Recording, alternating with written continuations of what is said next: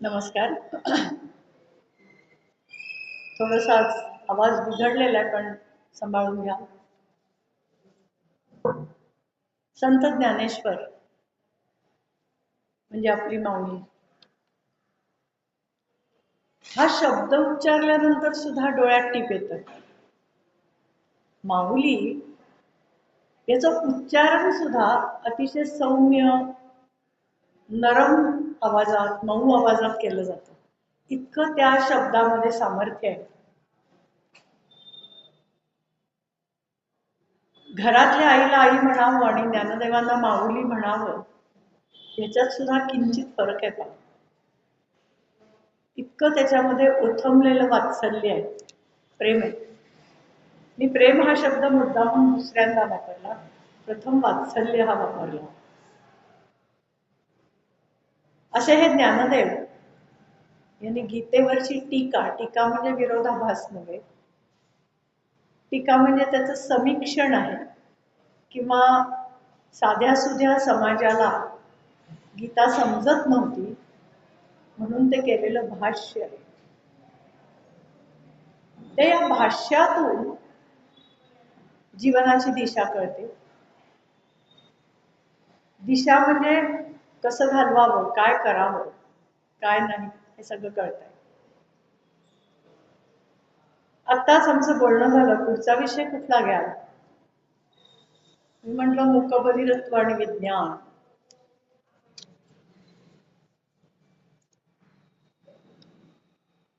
त्यातनंच पसायदानातनंच निघालेला हा विषय आहे की हे चिंतन करण्यासारखा विषय. पसा म्हणजे आपण पसाभर द्या म्हणतो. धान्य पसा द्यावं, त्यातला द म्हणजे देणं. दान या शब्दातला द म्हणजे देणं आहे. तर पसाभर द्यावं म्हणजे खरं तेवढंच हवंय. रोजच्याला किती लागतंय? पसाभर कुठं आहे. हाव न धरी असं म्हटलंय की ठिकाणी ज्ञानदेवांनी, की मी आहे त्यात सुखी आहे, समाधानी आहे. मी एक अर्धी भाकरी आणि एवढा भात खाल्ला तर माझं पोट भरतंय, मला आवडतंय, मला पुरतंय. एकदा आपण मनाने ठरवलं ना की मला पुरतंय, की खरंच पुरतं. पण एकदा खरंच आज नुसत्या पोळी भाजीच खाल्ली, थोडंसं काहीतरी चटकपटक खावाय की लगेच आपल्याला खावंसं वाटतं. माझ्या सकटच आहे. पुरी भाजी केली, वा किती दिवसांनी पुऱ्या केल्या, असं आपल्यालाच वाटत जात. तर हे समाधान शिकण्यासाठी ज्ञानेश्वरी आहे. आपल्यामध्ये सुधारणा घडवून आणण्यासाठी, हे समाधान शिकण्यासाठी ज्ञानेश्वरी आहे. हे सगळं संत साहित्य वाचायचं कशासाठी? अलौकिक समाधानासाठी. त्यातलं अलौकिकत्व आपण वाचल्याशिवाय आणि त्याचं चिंतन केल्याशिवाय समजणार नाहीये. नुसतं वाचून काही उपयोग नाही. गोष्टी वाचतो आपण, पण त्या समजून उमजून आचरणात आणल्या तर त्या समजल्या असं म्हणता येईल. गीतेमध्ये एके ठिकाणी म्हटलंय की संतुष्ट सततं योगी यतात्मा दृढनिश्चयः मय्यर्पित मनोबुद्धिर यो मद्भक्त समे प्रियः. व्यक्ती आणि समाज आहे, सगळ्यांना सुख संपत्ती लाभो, सुख संतोष लाभो, म्हणून ही भक्ती पद्धती संतांनी स्वीकारलेली आहे. अहोरात्र कार्य केलं, दुसरं काही केलं नाही. त्यांना कधी पुढची काळजी वाटली नाही, कधीच नाही, आणि वाटतही नाही. माझा स्वतःचा अनुभव सांगते. कितीही अडचणी आयुष्यात आल्या, चिडचिड होते, वाईट वाटतं, सगळं होतं, नाही असं नाही. पण वाचन केलं आणि त्याचं चिंतन केलं ना, तर खरोखरच आपण यातून बाहेर पडतो. आणि याला अनुषंगानच पुढचा विषय ठरवला की मी अपंगांची मुलगी आहे, अपंगांची पत्नी पण आहे, आई पण आहे आणि शिक्षक पण आहे. तर हे निभावून नेत असताना या ज्ञानेश्वरीचा, गीता म्हणण्याचा किंवा चौफेर वाचनाचा मला खूप उपयोग झाला, की जे मला माझ्या आजोबांनी शिकवलं, की वाचत जा. आणि पहिलं संकट आलं त्यावेळेला त्यांनी हात धरून मला बाहेर आणलं हॉस्पिटलमध्ये, KEM हॉस्पिटलमध्ये, आणि मला सांगितलं, हे तुझं तुलाच करायचं आहे. मी होते 21 वर्षाची. हे सुद्धा तुझं तुलाच करायचं आहे. तू 10व्या वर्षीपासून अनुभव घेतेस, बाबांचं करतेस. कोणी येतं का तर दुसरं करायला? नाही की नाही. तेव्हा खंबीरपणा सोडायचा नाही. ते सत्पुरुष होऊन गेले आजोबा, हे सोडायचं नाहीये आणि करत राहायचं. मार्ग तुझा तू काढायचा, पाठीवर हात आमचा सगळ्यांचा राहील. त्यामुळे हे सगळे जवळपास असून सुद्धा मला कधी चिंता वाटली नाही, आणि आजही चिंता असूनही पोटात वाटत नाही. खरं ते सांगते, मनापासून नाही वाटत चिंता. होणार आहे सगळं छान. का तर कर्म सत्यतेने केलं किंवा कर्म मनापासून केलं याला चिंतन असं म्हणतात. मनापासून जे आपण कर्म करतो किंवा मनापासून जी सेवा करतो त्याला चिंतन असं म्हणतात. मनन आणि चिंतन. उद्या ढोकळा करूया. आपण पीठ भिजवतो रात्री ताकामध्ये. ते पीठ भिजवताना, म्हणजे माझा अनुभव असा सांगते, तुम्हाला पटेल मला माहित नाही, की छोटंसं भांडं घेतलंय, वाटीभर पीठ घेतलंय, पाऊण वाटी ताक घेतलंय, चमचा घेऊन खडखड खडखड हलवलाय नाही. आपण आपल्या हातानेच ते मऊसूत भिजवलं, सगळं बोटाचं त्याच्यात घातलं, वरनं झाकण ठेवलं, हात धुतले, जास्त चांगला ढोकळा होईल. त्याच्यामध्ये ते सगळं हातातलं उतरलंय. तुकाराम महाराज म्हणतात, मोले घातले रडाया नाही असू नाही माया. आईने केलेली पोळी आणि बाईने केलेली पोळी फरक आहे. ती दणादणा लाटलेली आणि हलक्या हाताने लाटलेली, त्या पोळीत सुद्धा ते उतरत असतं. यालाच मनन चिंतन असं म्हणतात. आणि हे सगळे भाव ज्ञानेश्वरीत प्रत्येक अध्यायामध्ये 18 अध्यायामध्ये 18 भाव आहेत बघा. हे 18 भावाचं सगळं परिशीलन त्यांनी पसायदानात केलं. ते सार आहे ज्ञानेश्वरीचं.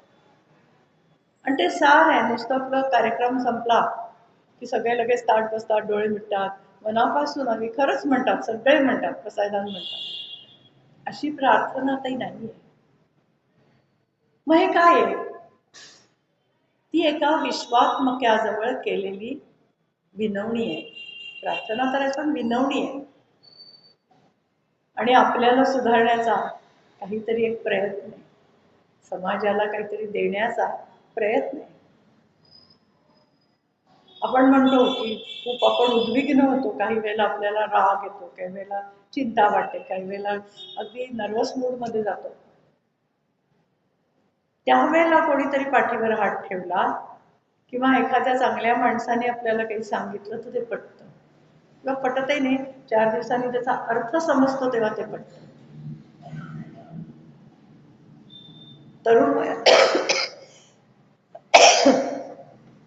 तरुण वयामध्ये आई वडिलांची बोलणी खाताना असंच वाटायचं, कशाला आई बोलते सारखी, किती बडबड करायची असंही वाटत असेल.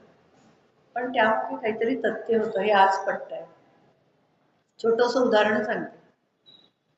मी आत्ता जेवायला बसले आणि सकाळची भाजी पोळी हेच मी खाते संध्याकाळी, पण त्याच्यासाठी दही किंवा आमटी किंवा काहीतरी तत्सम वाटीमध्ये असेल तर मला जास्ती आनंद होतो. का? त्या आईच्या त्या वयात मी आत्ता आहे. आई म्हणायची, अगं सार आमटी काहीतरी कर गं, की मला खाताना जास्त बरं वाटतं. बरं वाटतं म्हणजे हा भाग सगळा आपला आता कमकुवत व्हायला लागतो. म्हणून ते पातळ खाल्लं की त्याचं पचनही होतं आणि खाल्ल्याचा आनंद मिळतो, शांतपणा मिळतो. हा शांतपणा सगळ्यांना लाभावा, समाधान वाटावं, एकमेकांबद्दल प्रेम वाटावं, असा अर्थ किंवा असं मागणं याच्यात सामावलेलं आहे. विश्वात्म्याजवळ मागताय ज्ञानदेव. शेवटी ते ज्ञानदेव आहे. म्हणजे शांत आयुष्यामध्ये किती राहायचं हे कुणाकडे शिकावं तर ज्ञानेश्वरीतल्या ज्ञानदेवांकडे शिकावं. वाचायला लागलो ना की बरेच वेळा असं मला वाटतं, अशी ती मूर्ती सरकत सरकत जाते आणि आपल्याला काहीतरी सांगते. काही वेळेला असं वाटतं आपल्याला. मी काय प्रत्येक वेळेला ग्रंथच वाचते असं नाही. काही वेळेला लोकसत्तामध्ये निरूपण येतं, सकाळमध्ये निरूपण येतं, तेवढं वाचलं तरी पुरतं. पण तिथे सुद्धा असं जाणवतं रे, स्वतःहून आपल्याला काहीतरी सांगतायत किंवा आपल्याला भावता येते काहीतरी. जणू काही घरातली मोठी माणसंच आपल्याला सांगतात, आजी आजोबा सांगतात. कारण नेहमी आई वडिलांपेक्षा आजी आजोबांचं पटतं हे मी सांगते.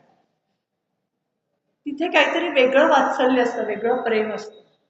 दुधावरची साय म्हणतात तसं. तर व्यक्ती आणि समाज यांचं जीवन सुखी होऊन जावं, हे संत महात्म्यांचा जो वेगळेपणा आहे किंवा त्यांनी आखलेली जी गणित आहेत ती सोडवायला आपल्याला खूप आवडतात. तिथे वजा असं काही नाहीच आहे, सगळं अधिकच आहे. भागाकार नाहीच आहे, गुणिलेच आहे. की असं कर रे, त्या विठ्ठलाला डोळ्यासमोर आणा, बरं वाटतं. तो काही विठोबा समोर उभं राहणार आहे ना आपलं कल्याण करणार आहे असं नाही. तिथे आपलं कर्म अडवं येतं. तर कर्म चांगलं असेल तर नेहमीच चांगलं. एखादी चूक झाली तरी ती आपल्या मनाला डाचत राहते अनेक दिवस, अनेक महिने. हळूहळू काळानुसार ती विरत जाते. हे डाचणं ही सुद्धा समज आहे. ही सुद्धा समज आहे. आणि हेच खरं भारतीय दर्शनाचं सार आहे. सगळ्या सणवारात ह्याच्यातनं पण हे शिकतोय. तिळगुळ घ्या गोड बोला म्हणजे काय? परत आपले संबंध छान होऊ देत, नातं जमू देत, शेजारी पाजारी आपण एकमेकांशी समाधानाने जगूया, असं काहीतरी त्याच्यामध्ये सांगितलेलं आहे. याला भावार्थ दीपिका असंही म्हणतात. खरं पाहिलं 9 ओव्या आहेत फक्त, आपण अगदी मन लावून म्हणतो त्या, पण अख्ख्या जीवनाचं सार त्या 9 ओव्यांमध्ये किंवा ज्ञानेश्वरीतलं सार. तुम्ही ज्ञानेश्वरी वाचू नका, पसायदानाचा अर्थ समजला तरी ज्ञानेश्वरी समजल्यासारखी आहे. तर भावार्थ दीपिकेचं सार सर्वस्व किंवा सारत्व असं त्याला म्हटलंय. संत महात्म्याचं मूलभूत तत्व काय, प्रयोजन काय? शेवटी सर्वेपी सुखीनः सन्तु एवढंच आहे, बाकी काही नाही. पण त्या सुखाच्या झालरी किती आहेत, किरणं किती आहेत, चांदण्या किती आहेत त्या सुखाच्या, अनेक आहेत. म्हटलंय सुखदुःखे समे कृत्वा लाभा लाभव जया जय. समान मानलं ना तर खरंच सुखच सुख आहे सगळीकडे. एक 8-10 दिवसापूर्वी आमच्या उकीडवेबाई गेल्या, शेजारीच राहायच्या माझ्या. रेणुका स्वरूप कोणी असेल तर त्यांना आठवत असेल, गणित शिकवायच्या. मी दर्शनाला गेले, सकाळी उठून शनिवार होता, शाळा होती, लवकर आधी दर्शन घेतलं, मग मी शाळेत गेले. अंघोळ न करता शाळेत जाणार आहेस, मला विचारलं. म्हटलं आत्ताच मी अंघोळ करून दर्शन घेतलंय, मला या वेळेत शाळेत पोचायचंय, माझं कर्तव्य आहे ते. आणि मी शाळेत सगळं काम करून घरी आल्यावर अंघोळ करून मग अन्नाला स्पर्श करेन, तेवढं मी पाळीन. पण घाई आहे म्हणून मी माझ्या कर्तव्याला चुकून किंवा हो शाळेत जायचंय मला होऊ दे उशीर, 10-15 मिनिटं झालं तरी नाही, तसं नाही करणार. त्यामुळे मी नंतर करणार आहे. मला बरंच ऐकायला लागलं पण सोडून दिलं. म्हणजे नित्य स्मरणामध्ये किंवा नित्य जीवनामध्ये कर्तव्याची जाणीव असणं हे जास्त महत्वाचं आहे. आणि त्यालाच हे मननचिंतन उपयुक्त ठरतं. ज्ञानप्रबोधिनीमध्ये सगळे ज्या आज संस्कारांच्या पोथ्या आहेत त्यातल्या 4-5 पोथ्या मी हिंदीतनं ट्रान्सलेट केल्या. का तर हे ज्या लक्ष्मी रोडवरचे व्यापारी आहेत ना, त्या काही जणांचं प्रबोधिनीकडे मागणं होतं की हिंदीत तर नाही आहेत का. मग डोक्यात विचारला, मग मला विचारलं कराल का, म्हणलं करते. 3 दिवसात लक्ष्मीपूजनाची तयारी हवी आम्हाला. 3 दिवसात 2 दिवसात देते म्हटलं.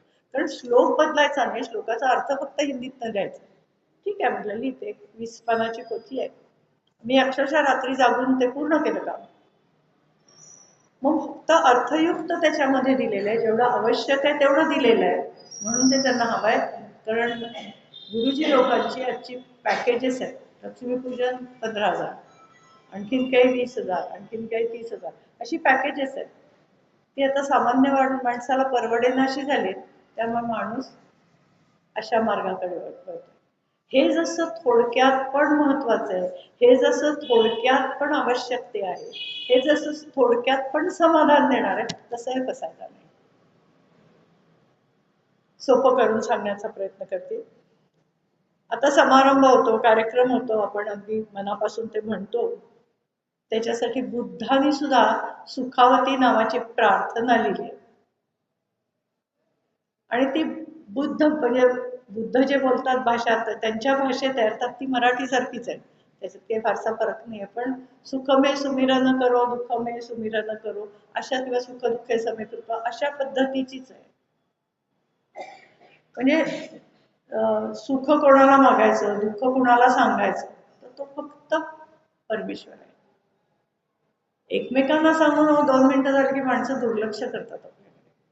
आपण जर आपलं दुःख सांगायला गेलं, सुखही सांगायला गेलं, आनंद व्यक्त करायला, कोणी ऐकायला इथे बसेल, कोणाला वेळ नाही, कोणाला इच्छा पण नाही. मग हे कुणाला सांगायचं, तर ते परमेश्वराला सांगायचं. परमेश्वर म्हणजे काय? निसर्गातली शक्ती. कारण संतांनी कुठे सगळ्या देवांचे फोटो लावले, तर पूजा अर्चा नैवेद्य सभाषण काही केलेलं नाही. तो म्हणायचे ना, तो विठोबाची मूर्ती आहे ना फळीवर, बस. धातूने काही खर्चिक काही आपल्या घरात नको. त्याला एक फुल वा हात जोडासारखं धुवू नका, खराब होत ते. लाकडी किंवा दगडी मूर्ती आहे, ते झिजवू नका त्याला. पेपरला येत आहे रोज, अंघोळ देवाला कशी घालावी, थोडक्यात घालावी, हातात त्या हातावर चढून. कुठेही धसमुसळेपणा, म्हणजे सगळीकडे काय सांगितलं, भाविक इमोशनल क्वेश्चन आपला कसं IQ-ला जसं महत्व आहे इंटेलिजन्स क्वेश्चनला, तसं इमोशनल क्वेश्चनलाही महत्व आहे. माणूस नुसता बुद्धिमान आहे आणि भावना काही नाहीत, तर त्या बुद्धीचा काहीही उपयोग नाही. पण शेवटी कितीही डिग्र्या गेल्या, काही वाटेल ते तुम्ही किती शिकला, जगप्रसिद्ध झालात, तरी शेवटी तुम्हाला त्या इमोशन्सवरच यावं लागतं. शेवटी भावनिक विकासालाच जास्ती महत्व दिलं जातं. तुम्ही लोकप्रिय केव्हा व्हाल, किंवा तुम्हाला 4 लोक विचारतील तेव्हा तोंड गोड असेल तेव्हा, नाहीतर नाही ना. मोलकर्णीला सुद्धा आपल्यातलाच अर्धा कप एवढासा पुरतो, पण तो प्रेमाने दिलेला, चोथ्याचा नाही. सच्चाईने जेवढं वागा, खरेपणाने जेवढं करा, तेवढा हातात आपल्याला यश प्राप्त होतं. आता याच्यामध्ये अलौकिक सुख मानलंय त्याने पसायदानामध्ये. चिंतन कसं करावं ह्याचं उत्तम उदाहरण आहे की विश्वव्यापक भूमिका आहे, अस्ताव्यस्त आहे, सगळं अव्यवस्थित आहे. आपण म्हणतो ना सगळ्यांना घरात, चला सगळे मिळून आवरून टाकूया, पहिलं आवरूया मग जेवायला बसू. किंवा आई मुलांना म्हणते सगळं आवरा, मला सगळं जिथल्या जैसे हे पाहिजे व्यवस्थित, तोवर मी स्वयंपाक करते, मग बघ कसं जेवण जातं. मुलं पटपट करतात. आल्यानंतर बूट एकीकडे आहेत, कपडे एकीकडे आहेत, स्वेटर एकीकडे आहे, सगळीकडे अस्ताव्यस्तता आहे. नाही, बरी नाही वाटत ती डोळ्याला. नीटनेटकं असेल तर समाधान वाटतं. आणि इथेच खरी लक्ष्मी नांदते असं म्हणतात. स्वच्छतेला महत्व आहे. तर अशा याचा परमोत्कट बिंदू किंवा आत्मस्थिती म्हटलंय त्याला ज्ञानेश्वरांनी, की आत्मस्थिती एक प्रकारची. उदाहरणार्थ असं वाटतं की आपल्याला की चला प्रसायदान इज इक्वल टू ज्ञानेश्वर असं समीकरण आहे आपल्या कानावर, मेंदूमध्ये, सगळीकडे ते स्थित झालेलं आहे. पण तसं नाहीये. नामदेव गाथा वाचलीत तर शेवटी पसायदान आहे. गुरुमुखी त्यातलं त्यातही पसायदान आहे. संत एकनाथ तुकाराम रामदास या अनेक धर्मसंप्रदायाचे विशेष मान्य सत्पुरुषांनी आपलं आराध्य कोण आणि आपलं साध्य कसं करायचं हे सांगितलं. आणि प्रसाद मागितला, 2 ओळीत असेल, कोणाचं 4 ओळीत आहे, वेगवेगळं आहे, पण ते मागितलंय. आणि त्याला प्रसाद दान असं म्हटलंय, तिथे पसाय दान म्हटलेलं नाही, प्रसाद रूपी दान. पसाय म्हणजे त्याचा एक अर्थ प्रसाद असा आहे, पण तो असा आहे, देणारा आहे. परमेश्वर आपल्याला देतोय त्याच्या हातात.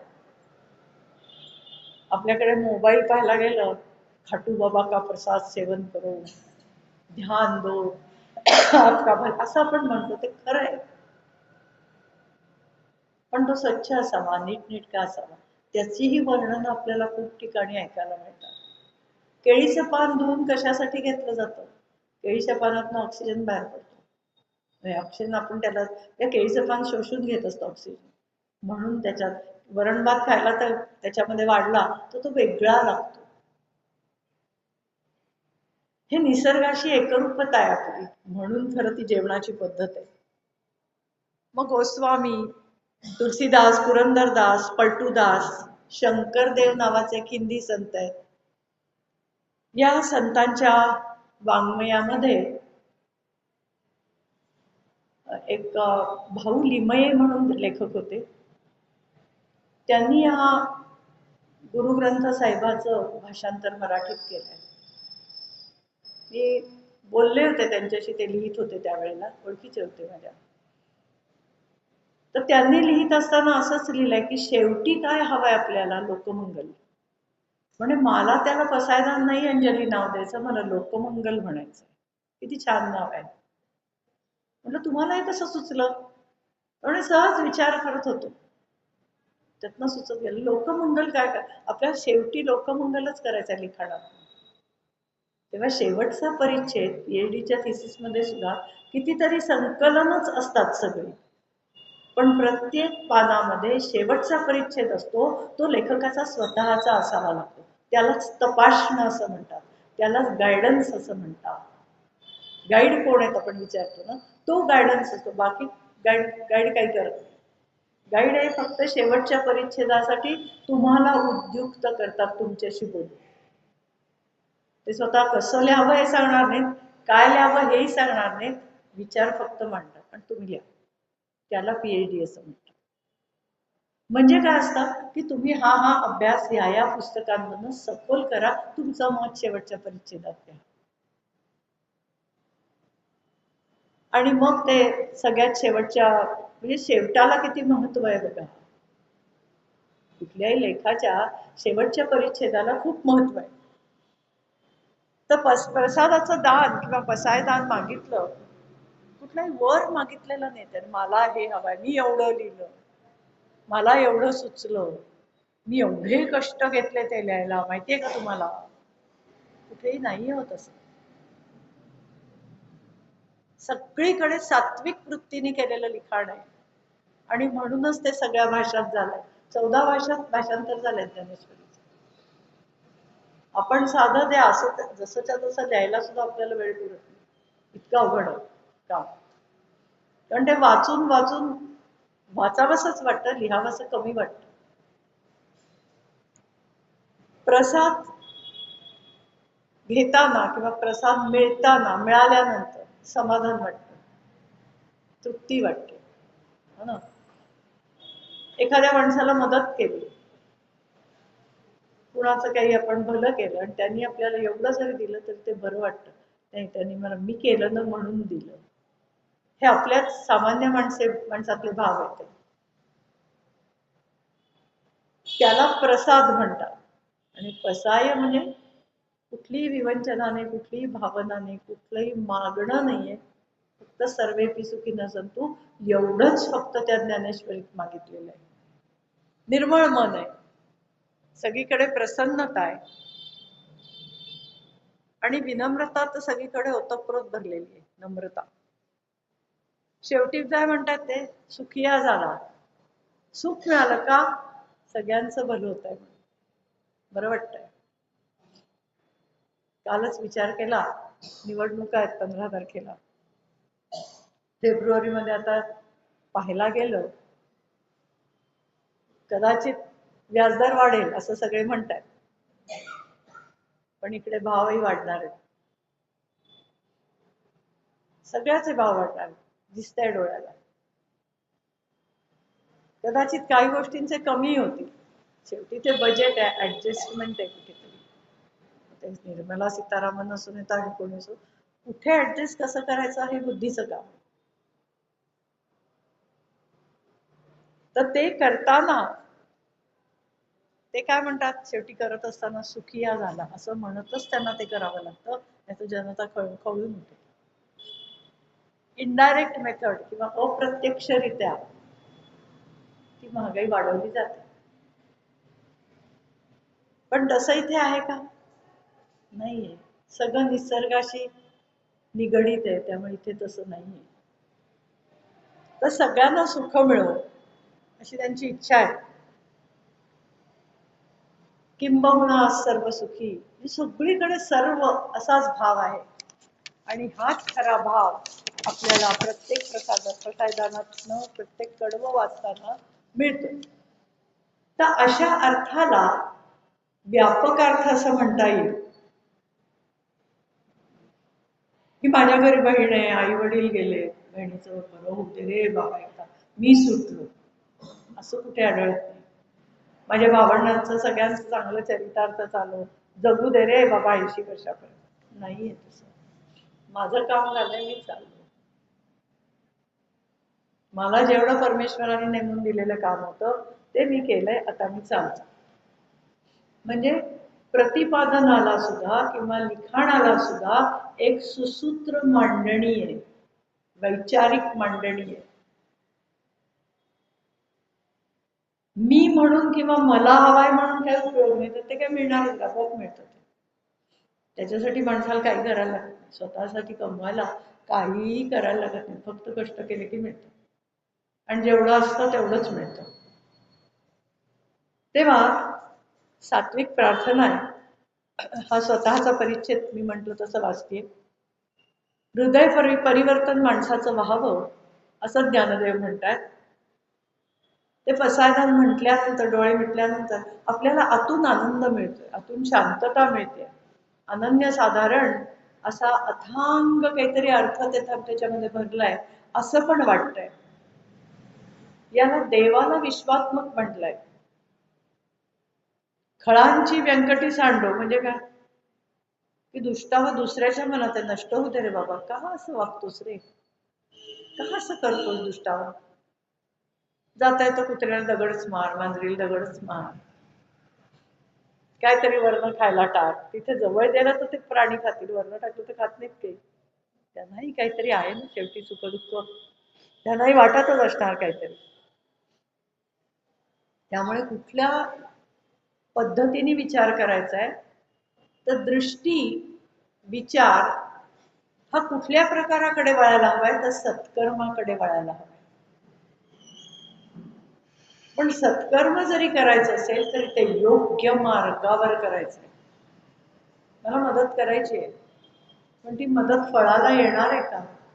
खरंच या व्यक्तीला मदत करायची गरज आहे का? ये रे बाबा बैस, आपण बोलू एकमेकांशी, काय मदत पाहिजे, कशा पद्धतीची पाहिजे.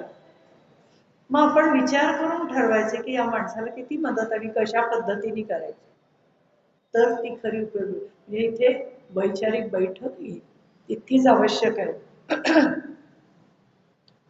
दुसरं, ईश्वरनिष्ठ लोक आहेत आणि सामान्य लोक आहेत. भक्तीच्या माध्यमातून हे जोडले जावे तशी इच्छा आहे. हो ना, नास्तिक आणि आस्तिक एकत्र यावं. खरं म्हणजे नास्तिक आस्तिक असतात बरं का. देवदेव काय मारणार, गणपती बिणपती आम्ही काय बसत नाही, आम्ही काय सत्यनारायण वगैरे, आम्ही हातही जोडते, आमच्याकडे काही नाही. आम्ही आमचं काम मात्र व्यवस्थित करतो. म्हणजे काय करता, सचोटीने काम करतो. माझ्या घरात जे करायचं आहे मला ते मी व्यवस्थित करते, किंवा माझं म्हणून असं नाही, पण तिथे काहीतरी चांगुलपणा सामावलेला दिसतो, तो ती आस्तिकता त्यांच्यामध्ये असते, म्हणून ते नास्तिक नाहीत, आस्तिक आहे. अर्थ लावायला गेलं तर सचोटीने आपल्याला अर्थ सहज सहज समजत जातो. म्हणून अशा माणसांची हो ते काय तसेच आहे, ते काय असेल हो, पण आहे ना घरातलंच माणूस, हो असा असा आहे स्वभावाचा, बरं ठीक आहे, तू करू नकोस नमस्कार, मी करतोय, बस इथेच थांबवायचं. शब्दाने शब्द वाढवला की असंतुष्टता येते. हो आम्ही नास्तिक आहोत असंच नाही, तू नास्तिक नाहीये, आस्तिकच आहे. काम चांगलं करणं किंवा चांगलं वागणं, सचोटीने राहणं, साधं राहणं म्हणजे अस्तिकत्वाचंच लक्षण आहे. बस ते कशाला भांडायचं? ठीक आहे, नाही तर नाही. त्यात एवढं वाटून घेण्यासारखंही काही, मनामध्ये आणण्यासारखंही काही. हा होईल दान पसावो, हे दान आहे. देणारा, प्रसाद देणारा आणि घेणारा दोघंही सात्विक असायला पाहिजे, नाही का? घे प्रसाद. चमच्यानी द्यायला काय होतं? नीट द्यावा ना, बरोबर आहे. ओलं जर काही असेल तर ते खरोखरच चमच्यानी द्यावं, पानावर द्यावं, काहीतरी त्याला नीटनेटकेपणा आणावा ना. तुम्ही सारखंच असं केलं तर लोकांनाही ते पाहून दृष्टी सृष्टी करता येते, पण विचाराने. प्रसाद आहे तो खाल्लाच पाहिजे. तीर्थ आपण सत्यनारायणाचं घेतो ते देतात संध्याकाळी, पण ते तोवर खराब झालेलं असतं. त्यापेक्षा नवीन संध्याकाळी वेगळं तीर्थ तयार केलं भांड्यामध्ये, लोकांना वाईट वाटणार नाही गेला. हा साधा सोपा विचार म्हणजेच माणुसकी आहे, म्हणजेच वात्सल्य, म्हणजेच प्रेम आहे की नाही. मी असं नाही देणार लोकांना. किंवा शिऱ्याचा प्रसाद आहे ना, तो मी गरम पाण्यामध्ये ठेवून देईन पातेली, आणि छोट्याशा द्रोणात पानामध्ये. आपल्याला काही खूप खर्च करायला नको, वडाची पानं तोडून आणली तरी देतात, असा देईन मी प्रसाद. ही भावना असणं, ही म्हणजे इमोशनल क्वोशंट किंवा बुद्ध्यंक म्हणतो किंवा भावनिक अंक, भावनांक म्हणतो, तो इथे दिसून आला पाहिजे की मी कसं करीन, कसं देईन लोकांना. खूप महत्व आहे. तुम्ही रॅपिंग करू नका किंवा त्याला काही सौंदर्य निर्माण करू नका, चांगले कागद आणा, त्याच्यात गुंडाळा, सेलो टेप लावा, काही गरज नाही. प्रत्येकाला अगदी गुंडाळून सगळं करून दिलंच पाहिजे असं काही नाही, प्लास्टिक वापरलंच पाहिजे असं काही नाही. पण मला साडी द्यायची तर मी ती नीट घडी तशीच ठेवली आहे, त्याच्यात ब्लाउज पीस नीट घातलाय, ते कसंही असं गुंडाळून दिलंय किंवा ते पिशव्यांच्या सकटच तसं दिलंय नाही. तो रंग दिसू देत ना छानपैकी. हे बघ तुला आणलाय, हसऱ्या चेहऱ्याने द्या ना. समोरच्या माणसाला बरं वाटेल असं काहीतरी करूया, आणि तरच त्या हळदी कुंकू करण्याला किंवा याला काहीतरी अर्थ निर्माण होतो. 4 जणांना द्यावं पण चांगलं द्यावं असं म्हणतात ना, ते आहे. तर सुखिया ज्याला, म्हणजे मी सुखी का झालो, सगळ्या लोकांना काहीतरी मी मागितलं आणि तू दिलंस परमेश्वरा, म्हणून मला आनंद झालाय, आणि आता माझ्या इच्छा फलद्रूप झाले, त्यामुळे मी सुखी. आता मी समाधी घ्यायला मोकळा आहे. किती सुंदर विचार आहे. सावरकरांनी तेच केलं ना. झालं, स्वातंत्र्य मिळालं. एक प्रश्न काश्मीरचा राहून गेला, तो अजूनही भिजत गोंधळ तसाच पडलाय. पण स्वातंत्र्य मिळालं, कष्टाचं चीज झालं. त्यांनी पत्नी भेटायला जेव्हा सावरकरांना आली ती जेलमध्ये अंदमानच्या, त्या पत्नीला उत्तर दिलं होतं. ती म्हणाली, केव्हा तुम्ही घरी येणार, आपण मुलाबाळांसकट कधी राहणार. मनातला विचार सोडून देत, चिडले नाहीत, रागवले नाहीत. सावरकर म्हणाले, अगं चिमण्या कावळे सगळेच सामान्य, सगळेच संसार करतात, आपला वेगळा आहे, धगधगता संसार आहे आपला, घाबरू नकोस. मुलाबाळांकडे तुझं लक्ष दिलंस तर मी देशकार्यासाठी मोकळेपणाने काम करेन. शेवटी दादरला राहत असताना, ज्या वेळेला दादरला त्यांनी घर बांधलंय, छान घर आहे, पाहण्यासारखं आहे. तिथे जेव्हा घर बांधलं आणि पत्नीला घेऊन, मुलांना घेऊन राहायला लागले, तेव्हा म्हणाले, चला आता काही दिवस तरी आपल्याला एकत्र राहता येईल. पण एक 10 वर्ष झाली आणि दोघांची प्रकृती ढासळायला लागली, वय आहे शेवटी. पत्नीचं अधिनिधन झालं आणि हे पोटदुखीने अनेक वर्ष आजारी होते. खूप मुंबईमध्ये अतिशय निष्णात डॉक्टरांनी त्यांच्यावर उपचार केले, पण शेवटी ते म्हणाले, नाही, हे जे काय पोटात, अंदमानमुळेच त्यांना हा सगळा त्रास झाला, ते आळ्या किडे खाऊन सगळं करून, त्या कैद्याच्या यातना भोगून शेवटी ती पोटदुखी सहन होईनाशी झाली. आणि एक दिवस त्यांनी सांगितलं, आजपासून अन्न बंद, खाल्लं की दुखतं नको. नुसत्या पाण्यावर राहायला लागले, पाण्यानेही पोट दुखायला, पाणी बंद, बरं वाटतंय, पोटदुखी तर थांबलीये, न खाता पिता माझी पोटदुखी थांबलीये, यातच माझा शेवट होऊ. आणि शेवटी त्याने 66 साली आपला देह ठेवला. हे ज्ञानेश समाधी घेण्यासारखंच आहे. समाधी म्हणजे काय आत्महत्या नाहीये. आपल्या या दोन भागामध्ये पडदा असतो. तर श्वासाने हळूहळू हळूहळू तो पडदा, पोट आणि छाती यातलं अंतर कमी करणं म्हणजे समाधी घेणं. ठीक आहे, आत्महत्या किंवा घुसकून घेणं असलं काही नाहीये. तो प्राणवायूचा पुरवठा हळूहळू कमी होत जातो, इतक्या सहजासहजी प्राण जात नाही. पण त्याच्यासाठी मनाची धारणा कशी असावी, त्याच्यावर नियंत्रण श्वासावर कसं मिळवावं, हे करत करत त्यांनी समाधी घेतली. डायफर्मा म्हणतात, त्या पडद्यावर सगळं अवलंबून असतं. आपल्याला जर खाली तरी दुखतं नाही तर वर मधलं पोट दुखायला लागलं तर बघायलाच नको. शक्यतो खालच्या भागात दुखतं, डाव्या उजव्या बाजूला. पोट ते असं सगळं नाही दुखत, मध्ये तर बरेच कमी वेळा दुखतं. तिथे सुद्धा परमेश्वराची काहीतरी रचना आहे जिवंत राहण्यासाठी. तर असं हे पसायदान नाही. आपण आता कडव्यांसकट अर्थ बघूया. आता विश्वात्मके देवे येणे भाग्यज्ञ तोषावे, तोषोनी मज द्यावे पसायदाने. म्हणजे हे विश्वात्मका, मी तुझ्याकडे काहीतरी दान मागतोय माझ्या या सगळ्या समाजासाठी, ते मला दे बाबा. आणि ते देण्यासाठी हा माझा वाक यज्ञ आहे, वाचा यज्ञ आहे. म्हणजे मी लिहितोय, वाचतोय, बोलतोय, ते तू ऐक आणि द्यायचा प्रयत्न कर.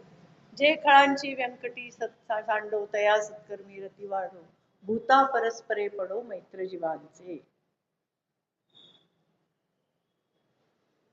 एक जर्मन संत, मागे मी एक उदाहरण सांगितलं होतं, ब्रुनो म्हणून आहे. त्यांनी जर्मनीमध्ये असेच प्रयोग केले ज्ञानेश्वरांसारखेच, की असे हात धरायचे, सरळ बसायचं आणि ब्रुनो प्लीज हेल्प मी, आणि माझ्या शरीरात जे दोष, मनामध्ये जे दोष आहेत ते कचऱ्यावर फेकून दे बाबा. आणि असं जर बसलं ब्रुनोला आठवलं तर तुमच्या हातातनं ती व्हायब्रेशन्स तुम्हाला जाणवतात, असं त्यांचं म्हणणं.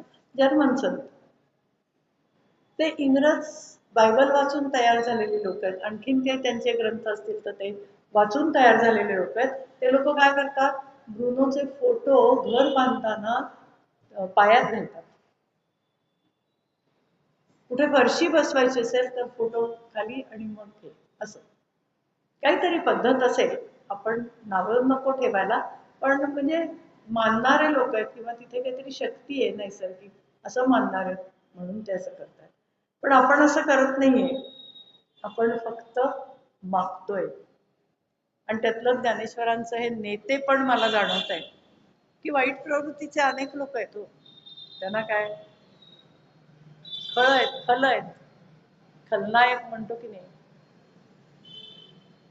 त्यांचा नाश कर. नाश कर म्हणजे त्या माणसाचा नाश नको आहे, त्याच्या प्रवृत्तीचा नाश कर. अहो, लोकांनी विष्ठा घातली झोळीमध्ये, चंद्रभागेमध्ये झोळी धुवून टाकली, ती विष्ठा बाजूला झाडाखाली टाकली, वाळूनी आधी ते सगळं स्वच्छ केलं, ती वाळूही झाडाखाली टाकली, मग त्या नदीत त्यांनी ती झोळी धुतली, नुसती नाही धुतली. हा शहाणपणा आपल्या माणसांना कधी येणार नाही का. आपण खातो चॉकलेट साल खाली, साधा आपण राहतो तो जिना सकाळी पाहिला तर त्या जिन्यामध्ये कितीतरी गोष्टी, बसच्या तिकिटांपासून सगळं टाकलेलं असतं. आपण जेव्हा जिना पाहतो सकाळी उठून, त्यावेळेला जिन्यामध्ये सुद्धा बसच्या तिकिटांपासून कितीतरी कचरा आपल्या दृष्टीस पडतोय. कोण करतं? आपणच. मी नसेल केलं, त्यांनी केलं, त्यांनी नसेल केलं, तिने केलं. तर याही सुद्धा वाईट प्रवृत्तीच आहे, कचरा करण्याची, की कुठेतरी नष्ट होऊ दे. माणूस वाईट नसतो, त्याच्या वृत्ती वाईट असतात. तर त्या वृत्ती संपू देत आणि त्याचं चांगलं होण्यासाठी त्याच्या सत्कर्मामध्ये वाढ, चांगली बुद्धी मिळव त्याला. कारण ही पृथ्वी आहे, पृथ्वीवर आपण एवढे एवढे जीव आहोत. ते सगळेच जर प्रेमाने एकमेकांशी वागले तर काय वाईट नाहीच होणार ना कुणाचं. भीती जाईल ना, भीती हा प्रकारच जाईल, पण तसं होत नाहीये. आणि म्हणून देवत्वाकडे वाटचाल करायची तर ही वृत्ती जन्माला यायला हवी प्रत्येकाच्या मनामध्ये. दुरितांचे तिमिर जावो, विश्वस्वधर्म सूर्ये पाहो, जो जे मानशील तो तेला हो प्राणी जातो. आता पापाचं रूप कसलं आहे? पाप म्हणजे काय? अज्ञान ना. माझ्या नातवाची म्हणजे मला चांगली जरीची साडी पाहिजे, मला नातवाच्या मुंजीमध्ये जरीची साडी पाहिजे, मी आजची आहे, मला असं पाहिजे. कशासाठी? अज्ञान आहे हे. कशाला? मला नको काही, खर्च वाचव, कशाला एवढा खर्च, एवढं आहे माझ्याजवळ आणि तर मला काय करायचं एवढं घेऊन? तुझ्या आवडीचं तू घे, तुझीच एखादी मी नेसेल, मी तर असं म्हणेन. हे समाधान कुठे मिळेल आपल्याला याचा विचार करायला हवा. म्हणजेच काय? अशा या वृत्तीचा, अशा या मनाचा, अशा विचारांचा उदय हो, जसा सूर्याचा उदय होतो. सूर्य सगळं उगवून सगळं शुद्ध स्वच्छ करून टाकतो. ती शुद्धता प्रत्येकाच्या मनामध्ये येऊ. आणि स्वधर्म म्हणजे मी हिंदू आहे, ए तू मुसलमान आहेस, ए गुजराती आहेस, नाही असं नाही. प्रत्येकाचं वैशिष्ट्य निराळं आहे, प्रत्येक जण निराळं आहे, पण प्रत्येक जण माणूस म्हणून जगायला लागेल. कशासाठी असं करायचं? ठीक आहे, जातीभेद नकोय. त्या काळात तुकारामांनी सांगितलं, जात नाहीच आहे, आंतरजातीय विवाहाला विरोध करू नका. आपण अजूनही तो विचार पुसत नाही. मुलांनी काही केलं की लगेच राग उफाळून येतो, पण त्या रागाला काही अर्थ नाही. हो का, ठीक आहे, छान आहे, आपण जमवून घेऊ, ये ग, आपण आमच्या घरात अशी पद्धत आहे, तुझी काय असेल ती सांग, आपण दोन्हीचं मिक्स करून वागूया, म्हणजे मग प्रश्नच येणार नाही. असं नाही ना, पण बघूया स्वभाव कसा आहे, बघूया काय काय करते, काय काय शिकवलंय, काय काय येते, कशाला एवढे विचार करायचे, सरळ सोट वागूया की, म्हणजे मग मांडायचा प्रश्नच येत नाही. तेव्हा जे हवे ते मिळवण्यासाठी समजूतदारपणा आवश्यक आहे. वर्षत सकळ मंगळी ईश्वर निष्ठांची मांदियाळी, अनवरत भूमंडळी भेटतु भूता. म्हणजेच काय? कुठेतरी सटशील सुशील लोकांची निर्मिती होऊ, सगळ्यांना चांगली बुद्धी दे बाबा, सगळ्यांसाठी ज्या वाईट प्रवृत्ती वाढत आहेत त्या नष्ट कर, त्या वाढू नको दिवस. किडे काहीतरी पावसाचे येतात, क्षणभर आनंद लुटत मरून जातात, किती छान दिव्याभोवती सगळीकडे नाचत असतात, आणि क्षणात खाली पडलं की मृत्यू, कळतही नाही विचारायला. तसंच आपलं आयुष्य काय वेगळं नाहीये. त्यांचं क्षणभंगूर आहे, आपलं वर्षभंगूर आहे, असं म्हणूया आपण. आपल्याला काही वर्ष तरी छान रीतीने जगायला मिळतं. म्हणजे काय? पैसे आहेत माझ्या, खरं सुख आहे का? तर मनातलं जे सुख आहे, मनाला वाटणार, बुद्धीला पटणारं जे सुख आहे, तेच तुमच्या चेहऱ्यावरचं हास्य कधी जाऊ देत नाही. आत्मसुख असं म्हणतात त्याला. चला कल्पतरूंचे आरव, चेतना चिंतामणींचे गाव, बोलते जे अर्णव पियुष. पियुष म्हणजे अमृत, पियुषाचं. कल्पतरू म्हटलं, कल्पवृक्ष म्हटलं, देणारे परमेश्वरच आहे. मग ह्या कल्पतरूंचं उद्यान आहे, म्हणजेच समाज आहे, म्हणजेच समाजातली लोक म्हणजे झाड आहेत. म्हणजेच काय? चैतन्य असणारी गाव आहेत, चैतन्य असणारी घर आहेत. आणि त्यांची वाणी म्हणजे अमृत रूप आहे. आपण शेजारी शेजारी बोललो, एखाद्याला छोटी मुलं काहीतरी वेगळंच बोलून जातात, हसतो आपण. कालचीच गोष्ट सांगतो. छोटा मुलगा आला माझ्याकडे, कोणी नाहीये घरात, आमच्याकडे येतेस म्हटलं, तू काय पाहिजे, पण भूक लागली आहे म्हणे. मग म्हटलं तू काय नाही म्हणे, सकाळ झाली, सगळे फिरायला गेले, मला लवकर जाग आली म्हणून मी उठलोय. मग दूध हवंय. मग काय आलं मनात कुणास ठाऊक. जिन्यामध्ये आला, तू नको येऊस वर, मी तुझ्याकडे दूध पिऊ का, म्हटलं हो पी घे. आणि म्हणाला मला म्हैस चालेल म्हणे. म्हणजे घरी गाईचं दूध पितो, माझ्याकडे गाईचं नसतं, मी म्हशीचं घेते, मला म्हैस चालेल म्हटलं. म्हटलं बरं ठीक आहे ये. म्हणजे मला हसू आलं, पण सांगून घेणं किंवा आवडत नसतं तरी मला आता भूक लागली, घरात कोणी, मी लवकर उठलोय, बाहेरनं कडी लावली तर वरनं हात मारून त्यांनी कडी उघडायला. हे लोक चालायला गेले होते, काही काय गल्लीतच होते, तसं काही कुठे फार लांब गेले होते असं पण नाही. पण जाणून घेणं किंवा मला घाईच्या वेळात वर न बोलवणं, तुला पण स्वयंपाक असतो ना म्हणून म्हटलं, आणि तुझं दूध लवकर तापतं म्हणून मी तुला सांगितलं मला दे थोडं, आणि अर्धा कपच दे, माझं पोट भरेल तेवढ्या, अर्धा कप मी ब्रेकफास्टच्या वेळेला पिईन, म्हणजे तुला जास्ती त्रास नको. हा विचार मला त्या पसायदानात जाणवतो. मला काल त्यांनी बोलल्यावरच म्हटलं अरे हा उद्या सांगायला छान विचार आहे. ती छोटी मुलं प्रेम लावतात जर आपण तसं वागलं तर असा आपल्याला काही कमी पडणार नाही, किंवा ईश्वरनिष्ठता आपल्या बरोबरच ठेवली तर ही उपमा आहे, नाही का, उपमात्मक दृष्टांत असं म्हणताय. दृष्टांत म्हणजे उदाहरण, दाखला. दृष्टांत म्हणजे काय, देव समोरून नसतो असं काही होत नाही. ती एक शक्ती आहे, ती जाणवली तरी त्याला दृष्टांत असं म्हणतात. चंद्रमेजे अलांछन मार्तंड जे तापहीन, ते सर्वाही सदा सज्जन सोयरे होत. चंद्रावर सुद्धा डाग दिसतो, आपल्यावर किती दिसत असतील विचार केला तर. पण कुणावर संकट आलंय तर आपण साथीदार व्हावं, शांत, सुस्वभावी, विचारशील, ज्ञानशील, सगळं सगळं जे म्हणतायत ते त्या सूर्याला म्हणतायत. माझ्या मनात विचार आला, या देवांना, सूर्याला, ग्रहांना, ताऱ्यांना, हो ग्रह वाईट आहेत वगैरे, ह्यांना काय सतत परमेश्वराचा काय साथ लागली होती का काय असं वाटून जातं. तसं आपले नातेवाईक असले तर, आपले सोयरे असले तर, आपले मित्रमैत्रिणी असले तर किती छान होईल.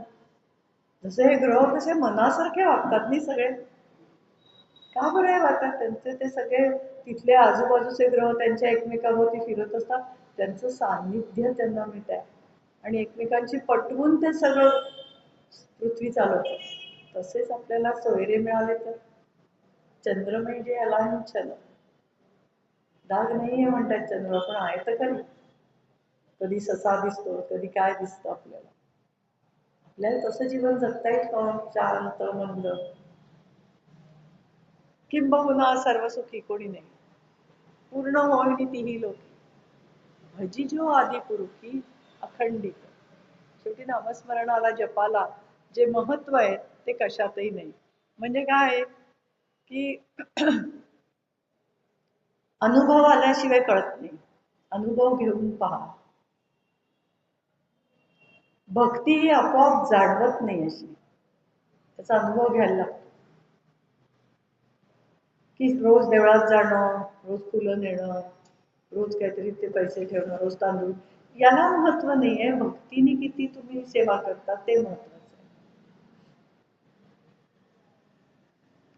किंवा घरातच आहे ना फोटो, त्याच्यासमोर केलं तर पुरतंय तेवढं परमेश्वर. त्या गर्दीत, त्या लाईन मध्ये एवढं प्रदूषण वाढवत तिथे जाणं खूप गरजेचं असेल. नाही आज काहीच गर्दी नाही, वा छान दर्शन झालं. ह्या ज्या दोन बाबी आहेत, किंवा नामस्मरण आणि जपामध्ये जे शांतता आहे, जी म्हणजे स्वांत सुखाय म्हणतात जे आहे, ते त्याच्यातच मिळतंय आपल्याला. ते त्या लाईनीत उभं राहून ओरडे करून मिळत नाहीये. मग स्वांत सुखाय काय याकडे आपण लक्ष द्या. किंवा घरात काय काय चाललंय, दिवाळी आहे, सगळ्यांचं चाललंय, सगळे बाहेर जातात, आपल्याला जाता येत नाही ना, शांत बसावं, विचार कर, वाचावं काहीतरी छान, गाणी ऐकावीत, मोबाईल आहे आता तर कितीतरी गोष्टी आपल्याला करता येते. शांत विचार हा सुद्धा आहे. आणि हा याचा जो अखंडत्व आहे किंवा अखंडपणा आहे हा कोणी मोडू शकणार नाही.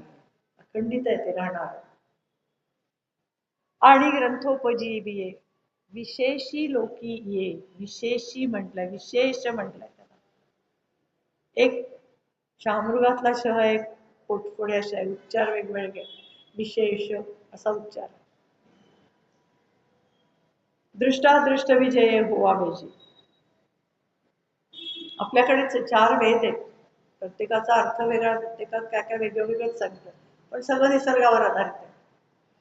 कर्मकांड सांगितलंय, संगीत आहे, ऋग्वेद म्हणजे ज्ञान आहे, यजुर्वेद म्हणजे ब्राह्मण्य आहे. हे कितीतरी 4 वेगवेगळे प्रकार आहेत आणि त्यातले अनंत प्रकार. अरण्यक आहेत, उपनिषद आहेत.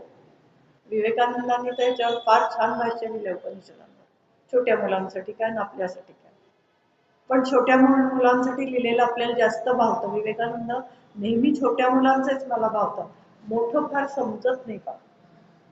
ते अर्थ समजतो पण अगदी आजपर्यंत ते जायला पाहिजे तसं जात नाही, कारण भाषा अवघड आहे. त्यांचं हिंदी किंवा इंग्लिश सोपं जातं पण मराठी अवघड आहे, शब्दच उच्च आहे. मग अनेकदा प्रसंगावधान राखलं ना की आनंद मिळतो. हा वाचलो. दिवा बंद करायचा आहे, विसरून गेलो, पण उठून पटकन बंद केलाय. कोणी बंद करायची वाट नाही बघितली. ही मनाची शांतता, याला सुद्धा एक प्रकारचं प्रसंगावधानच म्हणता येईल. आभाळ आलाय, जाणवत आहे, बाहेर जावं की न जावं, आपल्या पायाची स्थिती काय आहे, न गेलेलं जास्त शहाणपणाचा भाग, प्रसंगावधान. गॅसवर दूध तापत ठेवलंय, अर्धा लिटर तर आहे, तापेल तोवर 1 कप चहा होईल माझा, होणारच आहे, पण लक्ष चहाकडे, दुधाकडे नाही, प्रसंगावधान नाही. अनेक ठिकाणी ही जाणीव व्हायला लागते. हा मार्गदर्शक कुठे मिळतो, किंबहुना सर्वसुखीचा, हा फक्त वाचनात दडलाय असं ज्ञानेश्वर म्हणतात. की ग्रंथ वाचनातनं तुम्हाला बरंच मार्गदर्शन, बरीच विचार साधना आणि बरीच परिपक्वता मिळते.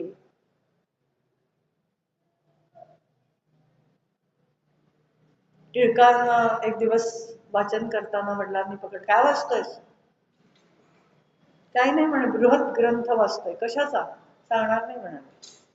आणि इकडे लहान मुलांनी वाचायचं नाही येते, मला वाचायचंय, मला समजतंय, माझं संस्कृत तुम्ही घटवून घेतलाय, मला संस्कृत बोलताही येते, वयवर्ष होतं 8, मी ते वाचणार आहे, मला समजतंय. ठीक आहे म्हणे, मी तुला 4 गणितं घालतो, ती संध्याकाळपर्यंत सोडवून दाखव. सोडत होती म्हणे, तासाभरात सोडवून दाखवली. आता आणतो ग्रंथ, रात्री 3 पर्यंत वाचून पूर्ण. लक्षात काय? सगळं आहे म्हणे. सांगू? वडील म्हणाले नको. पण यातनं तुला काय मिळालं? दिशा. कशाची? होमरूल लीग स्थापण्याची. पुढे काय करायचं याचं वदंत आहे. सावरकरांना जाऊन मिळणार आहे, अॅनी बेझंटला जाऊन मिळणार आहे, मादाम क्युरीला जाऊन मिळणार आहे, चंद्रशेखर आझादांना भेटणार आहे मी, आणि वासुदेव बळवंतांच्या पायावर पाऊल ठेवून मी पुढे जाणार आहे आणि क्रांती करून स्वातंत्र्य हे मिळवणारच आहे. ही पुढची दिशा मिळाली आहे. कशातनं? त्या बृहत ग्रंथात. आता तो पाहायलाही मिळत नाही.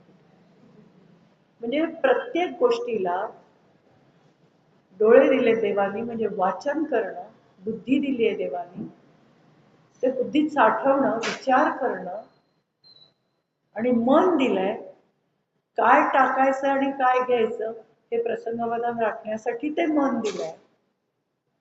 यासाठी ओवावेजी म्हणून आपण आहोत. आलाय विचार माझ्या मनात असं करावं, पण ते का करणार नाहीये, का करणार आहे हे दोन्ही आपल्याला माहितीये. म्हणूनच आपण यशाकडे वाटचाल करतो. पण यापुढे यशाकडे वाट करायची झाली किंवा जायचं ठरवलं, समर्थ होऊन जायचंय. समर्थ म्हणजे आपण काही कोणी रामदास स्वामी नाही आपण किंवा स्वामी समर्थही नाही, तर समर्थ होऊन जायचंय. म्हणजे आपल्या जीवनातनं काहीतरी अर्थ, मागच्या लोकांना, राहिलेल्या लोकांना काहीतरी आपल्या जाण्याने अर्थ मिळाला पाहिजे, असं होऊन जायचंय. असं या पसायदात्मकता शिकूया. खरंच काहीतरी आपण सगळे मिळून करूया, सुधारूया स्वतःला आणि थांबूया. धन्यवाद.